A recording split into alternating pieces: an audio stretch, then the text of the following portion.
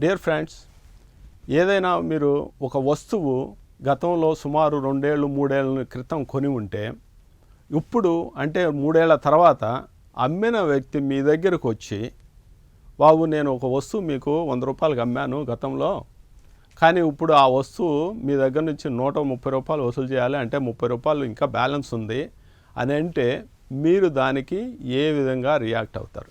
మీ comments ఒకసారి video అంతా అయిన తర్వాత కామెంట్స్ ద్వారా తెలియచేయండి. సో బేసిక్గా ఒక క్లాసిక్ ఎగ్జాంపుల్ మీకు చెప్తాను, నయా పైసలతో సహా. అదే వ్యక్తి మీకు ఒక గవర్నమెంట్ ఏజెన్సీ అయితే ఏం చేస్తారు? గవర్నమెంట్ ఏజెన్సీ వచ్చి, బాబు నువ్వు కట్టాల్సిందంటే దాన్ని మీరు మొనోపలి అంటారా, డిక్టేటర్షిప్ అంటారా? మీరే చెప్పండి. అదే నియంతృత్వం అంటారా, ఏకపత్యాధిత్యం అంటారా? ఒకసారి మీరే చెప్దురు. కానీ ఇప్పుడు మెయిన్ టాపిక్ వద్దాము. మెయిన్ టాపిక్ వచ్చే ముందు మీకు కొంచెం బ్యాక్గ్రౌండ్ చెప్తాను. Is of doing business. Is of doing business అంటే ఏంటంటే చాలామంది మీకు తెలిసే ఉంటుంది. ఒక ఫ్యాక్టరీ కానీ, ఒక ప్లాంట్ కానీ, ఒక ఎస్టాబ్లిష్మెంట్ కానీ, ఒక ఎంటిటీ కానీ పెట్టాలంటే మీకు రెవెన్యూ డిపార్ట్మెంట్ నుంచి, సబ్ రిజిస్ట్రార్ ఆఫీస్ నుంచి ప్రాపర్ డాక్యుమెంటేషన్ ఉండాలి. లోకల్ అథారిటీస్ నుంచి నో అబ్జెక్షన్ సర్టిఫికెట్ ఉండాలి. టౌన్ ప్లానింగ్ అప్రూవల్ ఉండాలి. Pollution control board, fire department, professional tax, department of factories, వీటన్నిటి నుంచి కూడా మీకు లైసెన్సులు ప్రాపర్గా ఉండాలి. దానికి తోడు ఎలక్ట్రిసిటీ బోర్డు నుంచి కూడా మీకు సర్వీస్ కావాలి, పర్మిషన్లు ఉండాలి, నో అబ్జెక్షన్ సర్టిఫికెట్లు అన్నీ ఉండాలి. ఓకే, ఇవన్నీ గవర్నమెంటు ప్రొవైడ్ చేస్తుంది మీకు. ఇవన్నీ సక్రమంగా మీకు అందుబాటులో వచ్చి ఆ ప్రాసెస్ అంతా ఈజీగా ఉండటానికి ఈజ్ ఆఫ్ డూయింగ్ బిజినెస్ అని చెప్తారు.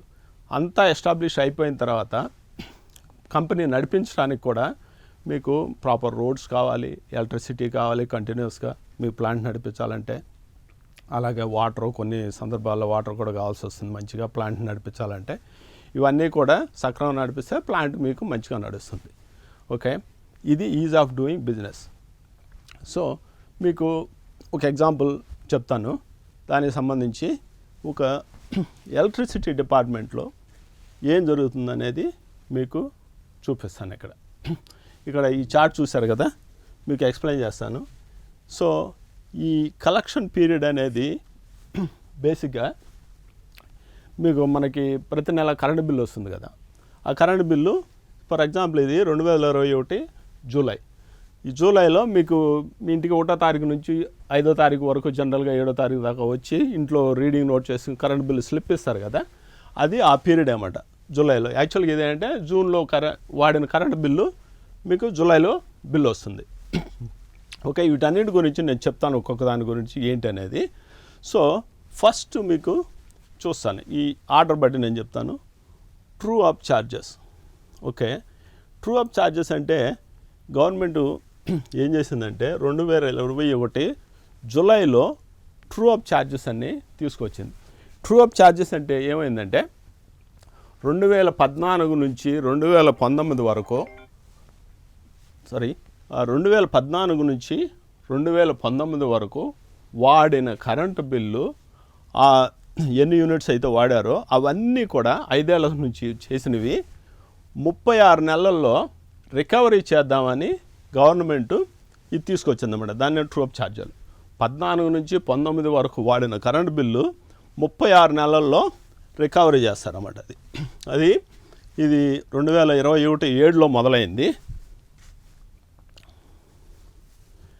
ఇది ఇక్కడ ఎండ్ అయిపోయింది. సో బేసికల్గా ఇది దీంట్లో ఇక్కడ ఎండ్ అయిపోయింది ఇది.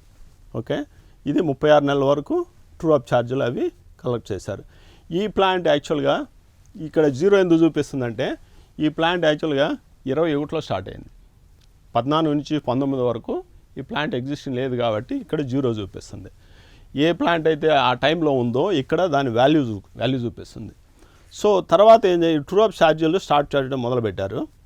దాని తర్వాత ఏమైందంటే మీకు 2022 ఏప్రిల్లో ఏం చేసుకొచ్చారంటే ఇక్కడ టీఓడి ఛార్జీలు, ఎక్సెస్ డ్యూటీ అని మొదలుపెట్టారు. ఈ 2 ఎక్స్ట్రా తీసుకొచ్చారు. ట్రూ అప్ ఛార్జీలకు తోడుగా ఈ 2 ఎక్స్ట్రా తీసుకొచ్చారు. టీఓడి చేంజ్ ఇదేంటో చెప్తాను. ఈ టీఓడి అంటే టైమ్ ఆఫ్ డే. యాక్చువల్గా ఇది హెచ్టీ కనెక్షన్ సంబంధించింది, ఎల్టీకి సంబంధించింది కాదు. ఇది బేసిక్గా కరెంట్లో 2 కనెక్షన్స్ ఉంటాయి, ఎల్టీ ఒకటి, హెచ్టీ ఒకటి. స్మాల్ ఒక డిఫరెన్స్ చెప్తాను. ఎల్టీ అంటే 100 HP వరకు ఉండేదాన్ని ఎల్టీ అంటారు. హెచ్టీ అంటే 100 HP కన్నా పైన ఉండేదానికి అందరూ హెచ్టీ అంటారు. హెచ్డీకి ఎల్టీ మెయిన్ డిఫరెన్స్ ఏంటంటే ఎల్టీలో మెయిన్ సప్లై నుంచి ట్రాన్స్ఫార్మర్కి వస్తుంది, ట్రాన్స్ఫార్మర్ నుంచి మీటర్కి వస్తుంది, మీటర్ దగ్గర నుంచి మీ ప్యానల్ బోర్డుకి వస్తుంది. సో గవర్నమెంట్ రెస్పాన్సిబుల్ అనమాట. ట్రాన్స్ఫార్మరు మీటర్ వరకు గవర్నమెంట్ రెస్పాన్సిబుల్. ట్రాన్స్ఫార్మర్ మెయింటైన్ చేస్తుంది గవర్నమెంటే. ట్రాన్స్ఫార్మర్లో కన్వర్షన్ లాస్ కానీ పవర్ ఫ్యాక్టర్ లాస్ కానీ కన్జ్యూమర్కి ఇది ఉండదు, సంబంధం ఉండదు, గవర్నమెంటే చూసుకుంటుంది. అదే హెచ్టీలో అయితే ఫస్ట్ మెయిన్ సప్లై నుంచి మీటర్కి వస్తుంది, మీటర్ నుంచి డైరెక్ట్గా ట్రాన్స్ఫార్మర్కి వెళ్ళి ట్రాన్స్ఫార్మర్ నుంచి మీ ప్యానల్ బోర్డులకి వస్తుంది. సో బేసిక్ ఇక్కడ transformer loss, power factor loss ఇవన్నీ కూడా కన్జ్యూమర్ భరించాల్సి వస్తుంది హెచ్టీలో. అది డిఫరెన్స్.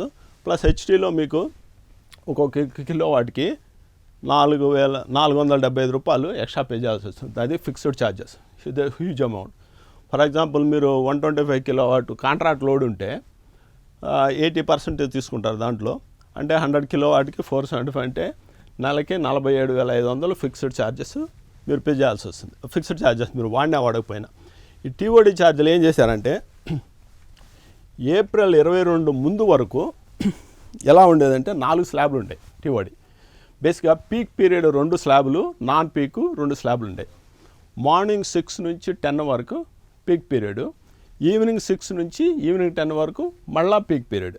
సో ఈ పీరియడ్లో ఇవి ఓన్లీ హెచ్టీ సంబంధించింది. పీక్ పీరియడ్లో మీరు కరెంటు వాడితే వాడిన యూనిట్స్కి రూపాయి ఎక్స్ట్రా ఛార్జ్ చేస్తారు. మీరు రెగ్యులర్ యూనిట్ రేట్ 6 రూపీస్ అంటే 7 రూపీస్ కట్టాల్సి వస్తుంది మార్నింగ్ 6 to 10 కానీ ఈవినింగ్ 6 to 10 కానీ వాడితే. అదే ఆఫ్ పీక్ టైంలో వాడితే రూపాయి మీకు తగ్గిస్తారు. ఆఫ్ పీక్ టైంలో మీరు యూనిట్స్ వాడితే 6 రూపాయలు మీకు 5 రూపాయలు పడుతుంది. అది 22 ఏప్రిల్ కన్నా ముందు. 22 ఏప్రిల్లో ఏం చేశారంటే గవర్నమెంటు 4 స్లాబులనల్లా 6 స్లాబులు చేశారు.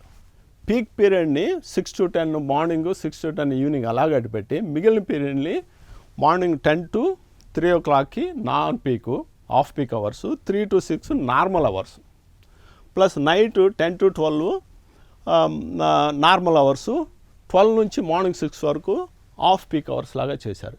ఈ స్లాబులు ఏం చేశారంటే ప్లస్ రేట్లు కూడా ఇంతకుముందు రూపాయి అడిషనల్గా ఉండేది, రూపాయి తగ్గించేవాళ్ళు. కానీ ఇప్పుడు ఈ 6 స్లాబ్స్ చేసిన తర్వాత పీక్ పీరియడ్లో వాడితే రూపాయిన్నర చేశారు, అంటే ₹10 పెంచారు. ఆఫ్ పీక్ అవర్లో ఇంతకుముందు రూపాయి తగ్గించేవాళ్ళు 75 పైసలు తగ్గించారు, అంటే పావలా తగ్గించేశారు. 75 పైసలు చేశారు, రూపాయి తగ్గించకుండా 75 పైసలు తగ్గించారు. ఈ నార్మల్ అవర్స్లో ఏం చేశారంటే సేమ్ నువ్వు వాడినా వాడకపోయినా నార్మల్ రేట్ ఎట్లా ఉందో అదే రేటు. అంటే దాని ఎఫెక్ట్ మూలంగా ఈ పర్టికులర్ ఇన్సిడెంట్స్లో ఒక్కొక్క మంత్కి ఇంత అమౌంట్ ఎక్స్ట్రా పే చేయాల్సి వచ్చింది, గవర్నమెంట్కి ఇంత పే చేయాల్సి వచ్చింది. ఓకే, ఆ టీఓడి చేంజ్ మూలంగా ఇంత అమౌంట్ వస్తుంది ప్రతి నెల. అదే నెలలో ఇంకోటి ఏం చేశారంటే ఎక్సెస్ డ్యూటీ.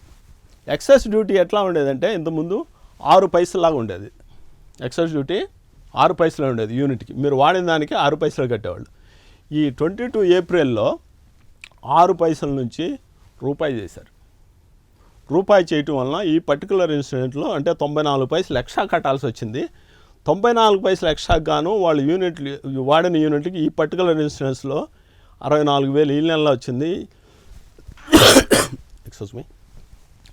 సో ఈ విధంగా కట్టుకుంటూ వచ్చారు.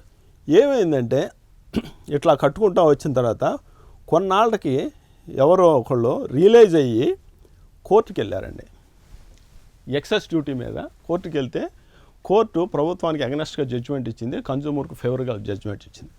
వాళ్ళు ఆపేశారన్నమాట. మళ్ళీ ఎవరైతే కోర్టుకి వెళ్ళారో జడ్జిమెంట్ వచ్చిన తర్వాత వాళ్ళు అప్పీల్ చేసుకుంటే ఎలక్ట్రిసిటీ డిపార్ట్మెంటు 6 పైసలకి రివర్స్ చేసింది. ఈ పర్టికులర్ ఇన్సిడెంట్లో ఈ పీరియడ్లో అంటే 2025 కోర్టుకి వెళ్తే సో 2025 ఫిబ్రవరి నుంచి 0 వచ్చింది. ఎవరైతే కోర్టుకి వెళ్ళలేదో వాళ్ళకి ఇంకా నడుస్తూనే ఉంది ఇక్కడ. ఓకే, మీకు అర్థమైందా ఇప్పుడు? సో బేసిక్గా 22 ఏప్రిల్ నుంచి 2 ఎక్స్ట్రా ఐటమ్స్ కరెంట్ బిల్లో స్టార్ట్ అయినాయి. Already true up charges start అయినాయి ఒకటి, ఈ 2 ఎక్స్ట్రా స్టార్ట్ అయినాయి ఎక్సెస్ డ్యూటీలు. సో ఇట్లా నడుస్తూ ఉంది ఎక్సెస్ డ్యూటీ. దీని తర్వాత ఏమైందంటే, సో ఇక్కడ చూడండి ఎఫ్పిపిఏ ఛార్జెస్ 3 అయిపోయినాయి కదా, ట్రూ అప్ ఛార్జీలు, TOD charge change, excess duty అయిపోయింది కదా. ఎఫ్పిపిఏ ఛార్జెస్, ఎఫ్పిపిసిఏ ఛార్జీలు ఏంటంటే fuel power purchasing cost adjustment. Fuel power purchasing cost adjustment. బేసిక్గా ఆ కాంట్రాక్ట్లో ఏదైనా ఆ అడ్జస్ట్మెంట్లు ఏమి ఉంటే దాని ప్రకారం ఇది తీసుకొచ్చారన్నమాట. ఆ కాంట్రాక్ట్లో ప్రైస్ అడ్జస్ట్ చేయడం కోసం ఏం చేశారంటే, ఇది ఈ 2023 ఏప్రిల్లో మొదలైంది.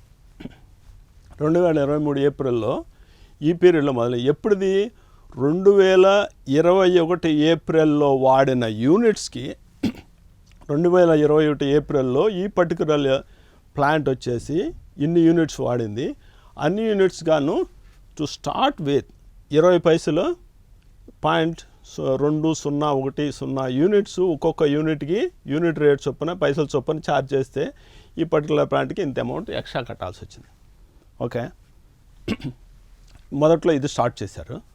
దాని తర్వాత ఏమైందంటే నెక్స్ట్ మంత్ 2023 మేలో, ఓకే, 21 మే స్టార్ట్ చేశారు. దానికి తోడు ఇంకొకటి అదే నెలలో 23 ఏప్రిల్కి, ఇక్కడ చూడండి 23 మేలో ఏం చేశారంటే ఆ ప్రీవియస్ మంత్ బిల్లు 21లో కనెక్ట్ చేస్తున్నారు. 23 ఏప్రిల్ మేలో వచ్చేసి 23 ఏప్రిల్ అంటే ప్రీవియస్ మంత్ బిల్లుకి 40 పైసల చొప్పున ఎక్స్ట్రా ఛార్జ్ చేస్తున్నారు. అంటే ఇక్కడ 2 నడుస్తున్నాయి. ఇక్కడ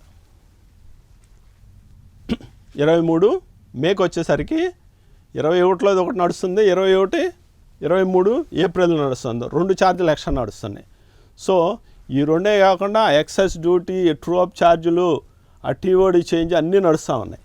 ఓకే, సో దీని తర్వాత ఇట్లాగే నడుస్తుంది. అవి ఇట్లా నడిచిన తర్వాత సో ఇక్కడ 2024-3లో ఇది యాక్చువల్గా ఏంటంటే ఎలక్షన్ పీరియడ్ ఇక్కడ అయిపోయింది ఇది. కానీ ఇది నడుస్తూనే ఉంది. ఆ ప్రీవియస్ మంత్ది 40 పైసల చొప్పున ఎఫ్పిపిసిఏ ఛార్జెస్ అని చెప్పేసి నడుస్తూనే ఉంది. అంటే బేసికల్ ఆ కాంట్రాక్ట్ బేసిస్ మీద మీకు ఇంత డిఫరెన్స్ ఉందని 40 పైసలని ప్రీవియస్ బై డిఫాల్ట్ నడుస్తూ ఉంది ఇది. ఓకే, అట్లా నడిచిన తర్వాత ఏం చేశారంటే, సో కొత్త గవర్నమెంట్ వచ్చినట్టుంది. 24 నవంబర్లో మళ్ళీ స్టార్ట్ చేశారు.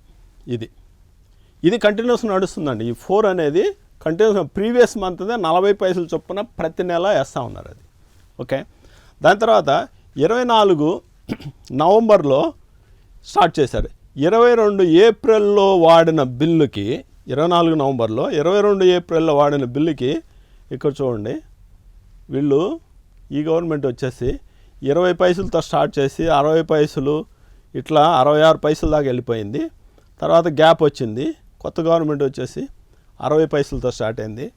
ఒక వింత ఏంటంటే 22 ఏప్రిల్లో మళ్ళా 60 పైసల చొప్పున మళ్ళా స్టార్ట్ చేశారు ఇది. అంటే ఒకే నెలకి 2 సార్లు కలెక్ట్ చేస్తున్నారు.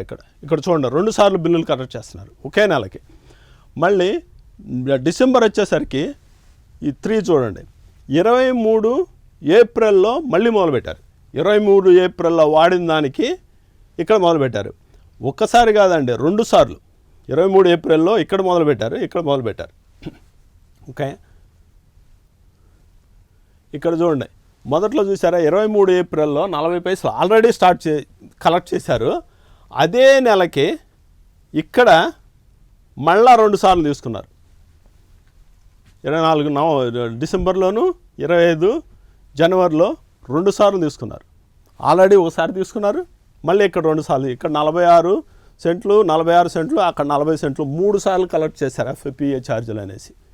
ఓకే, ఇట్లా ఈ కలెక్షన్స్ చూడండి ఎట్లా జరుగుతుందో. ఒక్కొక్క నెలకి 3-5 సార్లు కలెక్ట్ చేస్తూ ఉన్నారు. ఇది 22 ఇక్కడికి వచ్చేసరికి 25 ఫిబ్రవరిలో ఇది కాకుండా మళ్ళీ ఇంకోటి 22 జూలై పీరియడ్ స్టార్ట్ చేశారు. ఇక్కడ ఆగస్టు సెప్టెంబర్ ఇట్లా నడిచింది. ఇక్కడికి జూన్తో అయిపోయింది, 22 జూన్తో అయిపోయింది. ఇక్కడ జూలై నుంచి మళ్ళీ మొదలుపెట్టారు. ఈ పీరియడ్ ఇంకానే నడుస్తూ ఉంది. 22 డిసెంబర్ నడుస్తుంది. ఇక్కడేమన్నా 23 ఒక్కొక్క నెలకి 2 సార్లు కలెక్ట్ చేస్తున్నారు. 23 జూలై ఇట్లా. సో నెక్స్ట్ వచ్చేసి 23 సెప్టెంబర్, ఆగస్టు, ఆ తర్వాత ఆగస్టు మళ్ళీ సెప్టెంబర్ ఇట్లా నడుస్తూ ఉంటాయి.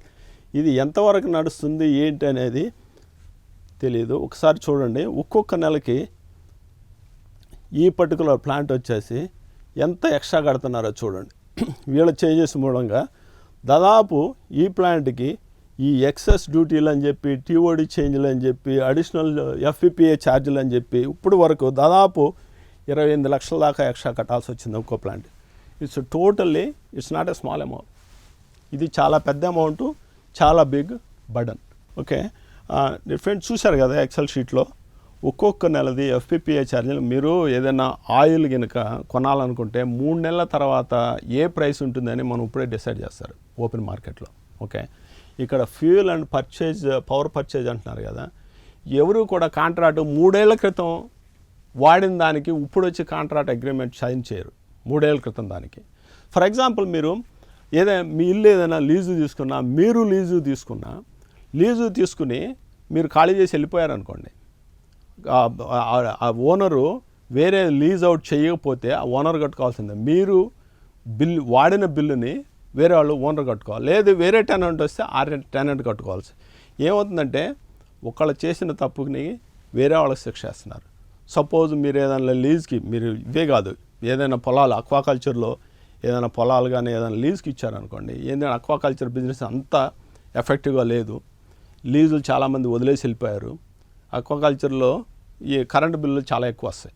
సో ఈ విధంగా ఎవరైనా లీజ్ చేసి వదిలేళ్తే ఓనర్ బాధ్యత, ఓనర్ కట్టుకోవాల్సిందే వచ్చినట్టు. లేదంటే వేరే లీజ్ అతను వస్తే ఆ ప్రీవియస్ వాడిన లీజ్ హోల్డరు ఎంతైతే కాల్చాడో ఆ ఎక్సెస్ డ్యూటీలు, ఎఫ్పిపిఏ ఛార్జీలు అన్నీ కూడా వేరే ఓనర్ కట్టుకోవాల్సిందే. ఇదంతా మీరు ఒక్కసారి ఆలోచించండి, ఇది కరెక్టా కాదనేది. ఇంత అమౌంటు, ఇంత బర్డను అంత ఈజీ కాదు. బేసికల్గా ఇది ఈ బిల్లుల విషయంలో గవర్నమెంటు చాలా ఫెయిర్గా ఉండాలి, అప్పుడే ప్రజలు కూడా ఫెయిర్గా ఉంటారు. ఫర్ ఎగ్జాంపుల్ మీకు 2 ఎగ్జాంపుల్స్ చెప్తాను. ఇది ప్రొఫెషనల్ ట్యాక్స్ అని ఉంది కదండి, ఈ ఏదైనా ప్లాంట్లు ఏదైనా కానీ ప్రొఫెషనల్ ట్యాక్స్ కట్టాలి. ప్రొఫెషనల్ ట్యాక్స్ దాని ఉద్దేశం ఏంటో ఇప్పుడు అదంతా వ్యాలిడ్ కాకపోవచ్చు నా ఉద్దేశంలో. ఎందుకంటే పాత రోజుల్లో రాజులు ఉన్నప్పుడు కానీ, బ్రిటిషర్స్ అప్పుడు రూల్ చేసినప్పుడు కానీ ప్రొఫెషనల్ ట్యాక్స్ అంటే ఎక్కువ, చాలామంది మనది వ్యవసాయం ఆధారిత కంట్రీ కాబట్టి ఎక్కువగా ఈ వృత్తి పన్నులని ఉండేవి. డాక్టర్లు కావచ్చు, ఇంజనీర్లు కావచ్చు, లాయర్లు కావచ్చు, ఏదైనా వృత్తి పనులని వాటి మీద ఛార్జ్ చేసేవాళ్ళు. అప్పుడు ప్రొఫెషనల్ ట్యాక్స్ అనే కాన్సెప్ట్ ఉండేది. ఇప్పుడు ప్లాంట్లు కానీ ఎంటిటీలు కానీ ఏమైనా జిఎస్టీ కడుతున్నాయి, ఇండివిజువల్స్ ఉండాలంటే ఇన్కమ్ ట్యాక్స్ కడుతున్నారు. ఈ ప్రొఫెషనల్ ట్యాక్స్ అనేది కాన్సెప్ట్ అనేది ఇప్పటికి అర్థం కాదు ఎందుకు ఉంది అనేది. బ్రిటిషర్స్ నాటి నుంచి ఉన్నది ప్రొఫెషనల్ ట్యాక్స్, ఇప్పుడు ఎందుకు కట్టాలో అది కూడా అర్థం కాని పరిస్థితి. ఓకే, ఇదే కాకుండా మీకు ఒకటి చెప్తాను, ఫ్యాక్టరీస్ లైసెన్స్ అండి.